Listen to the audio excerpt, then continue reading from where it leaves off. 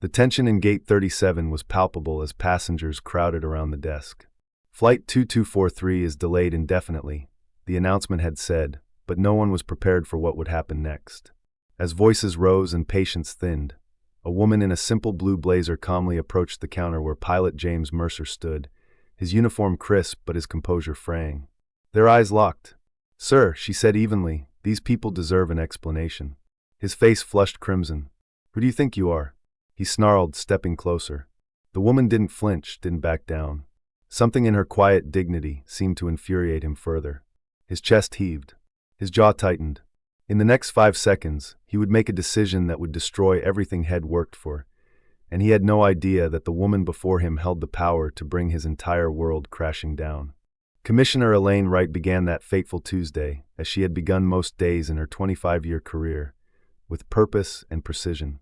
At 5:30 a.m., her alarm chimed softly, and she rose from bed in the modest home Shed owned for 15 years, the same home where Shed raised her now-adult daughter alone after her husband's death. The walls of her home office told the story of a remarkable ascent, graduating top of her class at the academy, the youngest captain in department history, the first black woman to reach deputy commissioner, and finally, 3 years ago, her historic appointment as commissioner. Each framed commendation represented not just personal achievement, but barriers shattered. As she packed her overnight bag, she carefully selected civilian clothes, a simple blouse and slacks. Though she rarely traveled without her uniform, today was different. She wanted to arrive at the National Law Enforcement Conference without fanfare, to observe her colleagues from across the country without the weight of her title preceding her.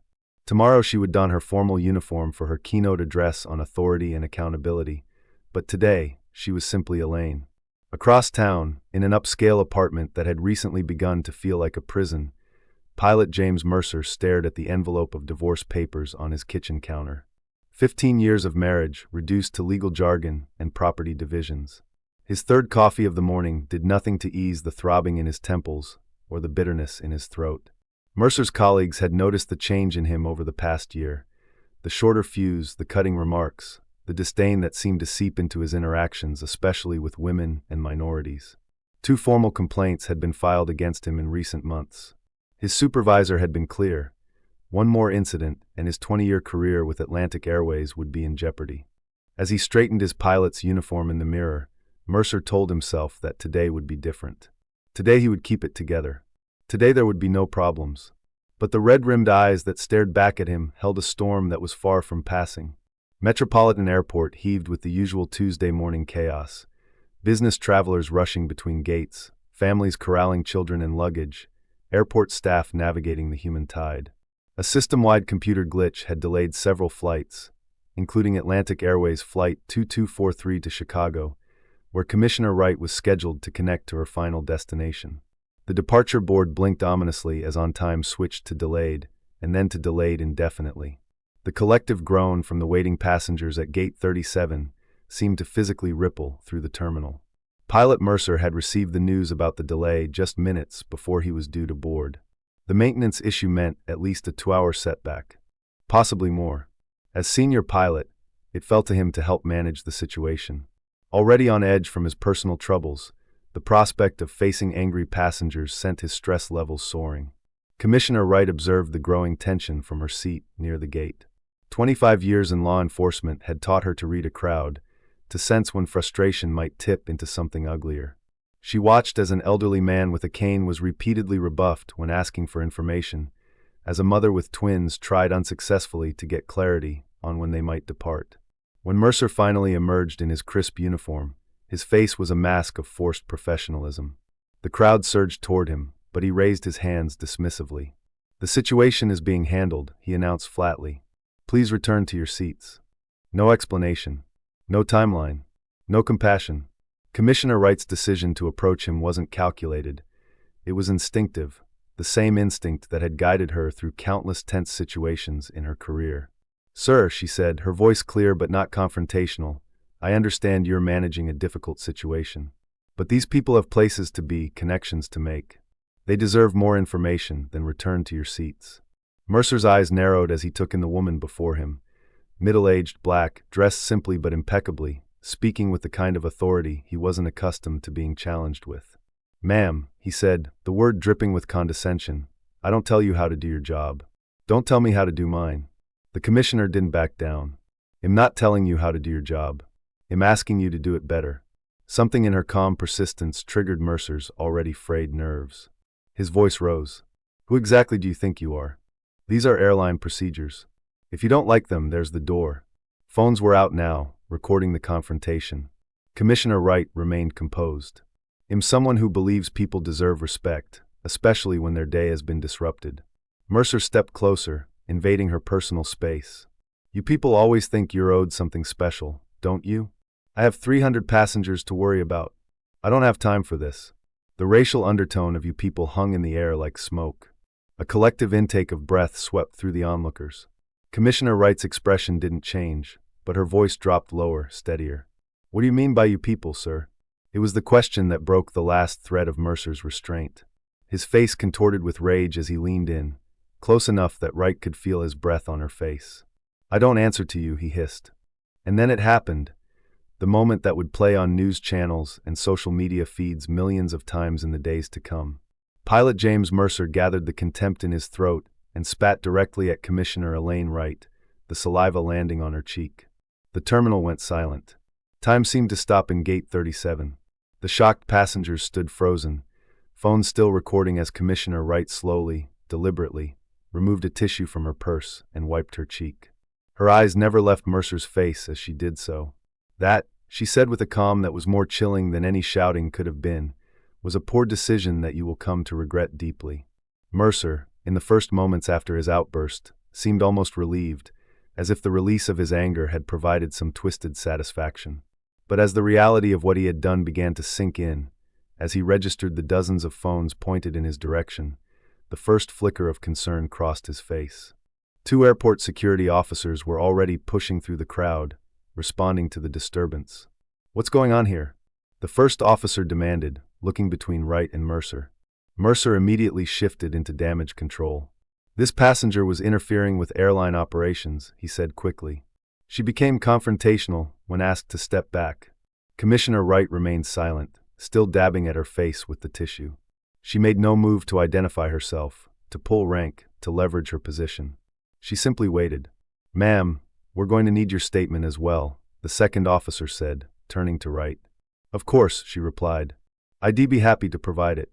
A younger officer had joined them now, pushing through to assist his colleagues. As he approached, his eyes widened in recognition. He had attended the police academy graduation ceremony just 3 months earlier, a ceremony where Commissioner Wright had been the keynote speaker. "Commissioner?" he said, his voice cracking slightly with shock. "Commissioner Wright?" The words landed like thunder in the now hushed gate area. The 2 senior security officers snapped to attention almost involuntarily. Mercer's face drained of color, so rapidly it was as if someone had pulled a plug. "Commissioner of Police?" he whispered, more to himself than anyone else. "Commissioner Wright, I am so sorry," the young officer continued, mortified. "We had no idea." Wright raised a hand gently. "You were responding to a situation as trained. There's no need to apologize." She turned to address the senior officers. "I believe several witnesses have video of the incident. That should help clarify what occurred." Within minutes, the airport's head of security had arrived, along with the terminal manager. The transformation in how Wright was being treated was immediate and dramatic. Offers of a private room, medical attention, and profuse apologies flowed freely. Through it all, Commissioner Wright maintained her dignified composure. "I would prefer that standard protocols be followed," she told them. "No special treatment is necessary or desired." Pilot Mercer stood shell-shocked as his airline's regional manager was summoned to the scene. The gravity of his actions was beginning to crystallize. He had just spat on one of the highest-ranking law enforcement officials in the state, a respected black woman with a distinguished career and considerable influence. As Mercer was escorted away to the administrative offices, the last thing he saw was Commissioner Wright calmly giving her statement. Surrounded by officers who now treated her with the deference her position commanded, a position he had failed to recognize because he had seen only what he wanted to see, a black woman he deemed unworthy of his respect. In a sterile conference room deep within the airport's administrative section, Pilot James Mercer sat alone for 47 minutes before his airline's legal representative and human resources director entered. The wait had been deliberate, a chance for the company to review the rapidly multiplying videos of the incident, to consult with their crisis management team, to prepare for the public relations nightmare that was already brewing. James, the legal representative, began, using his first name instead of his title for the first time in their professional relationship. The situation is extremely serious. Mercer had used the time alone to construct his defense. He had been provoked. He had been under enormous pressure. He had momentarily lost control, but was deeply remorseful. Yet the words died in his throat when the HR director slid a copy of Commissioner Wright's biography across the table. Her rise through the ranks, her nationally recognized community policing initiatives, her appointment by the governor, her upcoming keynote at the prestigious conference. She's already been contacted by every major news outlet, the legal representative continued grimly. The videos are trending on 3 platforms. We've been informed she's considering pressing criminal charges for assault. Meanwhile, Commissioner Wright had proceeded to her gate for her connecting flight, which thankfully had not been affected by the system delays. Fellow travelers gave her a wide berth, some whispering as they recognized her from the viral videos already circulating. A few approached to offer support or express outrage on her behalf. She thanked them politely but deflected further conversation. In the first-class lounge, she finally had a moment of privacy to call her chief of staff. "Marcus, there's been an incident," she began, her voice finally showing the first cracks in her composure. "It's going to hit the news." She listened as Marcus outlined the immediate PR strategy they would need to implement. "No," she interrupted firmly. "I don't want this to become about me personally. If we address it at all, it needs to be about the broader issues at play." By the time her plane touched down at her destination, Commissioner Wright's phone had over 200 notifications.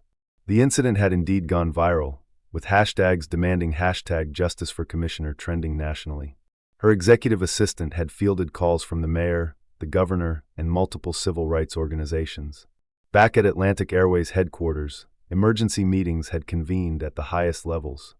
Initial statements were drafted and scrapped repeatedly as the airline struggled to find language that could possibly mitigate the growing crisis. Their once sterling reputation for customer service was being buried under an avalanche of public outrage. Pilot Mercer, now officially suspended pending investigation, sat in his car in the airport parking garage, afraid to drive home where he knew reporters would already be gathering. His phone buzzed incessantly with messages from colleagues, some offering sympathy, others expressing disgust. His union representative had been blunt. "This isn't something we can protect you from, James. This goes beyond labor disputes." As Commissioner Wright prepared for her keynote address the next morning, she made a conscious decision to not alter her speech despite the day's events. Her talk on authority and accountability had been written weeks ago, but now each word seemed to carry new weight, new context. In her hotel room that night, she finally allowed herself to process the raw emotion of what had happened. The humiliation, the anger, the sad recognition that despite her position and accomplishments, there were still those who would see her only through the lens of prejudice. For the first time since the incident, alone in her room, Commissioner Elaine Wright wept. By morning, the story had exploded. Every major news network led with it, their headlines competing for the most shocking framing.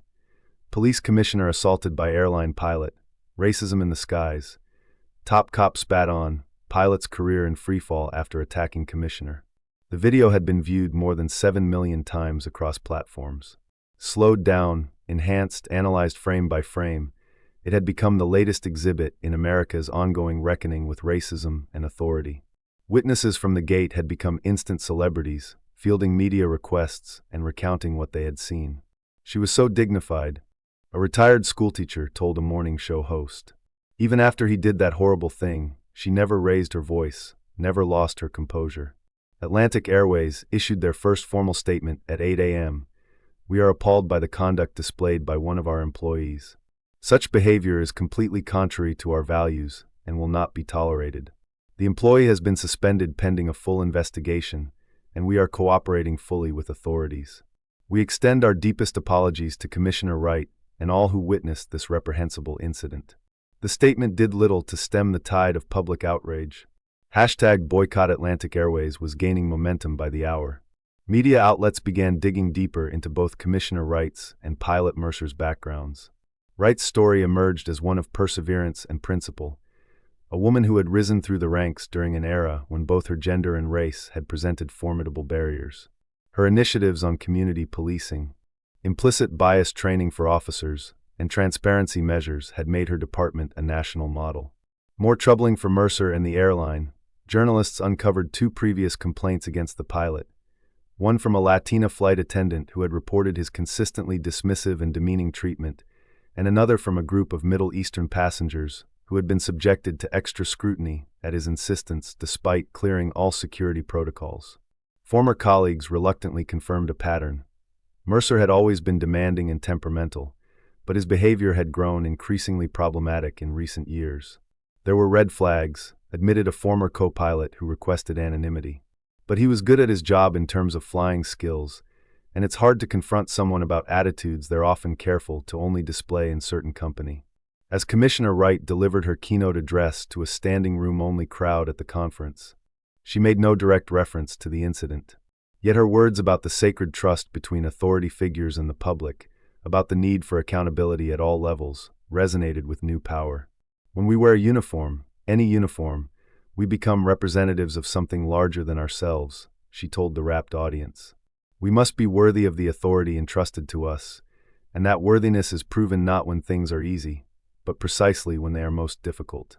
The speech received a 3-minute standing ovation. 1 week after the incident, Atlantic Airways called a press conference.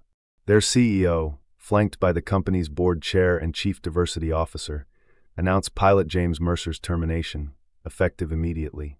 After a thorough investigation, we have determined that the actions of Mr. Mercer violated not only our code of conduct, but our core values as an organization, the CEO stated grimly. We are taking this opportunity to re-examine all of our training protocols and to implement enhanced bias awareness programs for all customer-facing staff. On the same day, Commissioner Wright's office announced that she would hold her own press conference the following morning.